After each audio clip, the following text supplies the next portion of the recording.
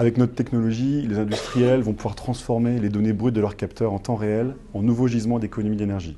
On va identifier ces pistes d'économie, le tout sans investissement, pour leur permettre de faire jusqu'à 15% d'économie sur leurs factures. Les gains ils sont accessibles par des changements managériaux dans l'usine, des réglages, et puis d'autres pratiques qu'on va trouver chez d'autres industriels, qu'on va leur proposer pour leur permettre en fait, de progresser en permanence dans une logique d'amélioration continue. Les industriels ont 20 à 25% des émissions de CO2 dans le monde sous leur responsabilité.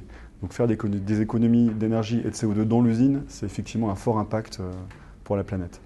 Faire 15% d'économie d'énergie, c'est déjà un beau challenge dans une usine qui a peut-être déjà démarré des économies. Donc souvent, l'enjeu, c'est pas forcément d'aller jusqu'à 20 ou 30, mais c'est plutôt de maintenir ces 15%, voire à gagner quelques pourcents en plus.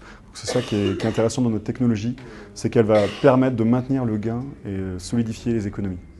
Le cadre réglementaire est quand même de plus en plus contraignant pour les industriels. Il faut absolument qu'ils mettent en place des outils pour faire des économies d'énergie, des capteurs, des logiciels. Donc il y a tout un bagage réglementaire qui les incite à le faire.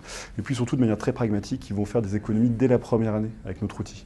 Donc générer 10% d'économies sur une facture d'énergie qui peut se chiffrer en millions d'euros sur un site industriel, c'est tout de suite intéressant et en général ça convainc les industriels d'y aller.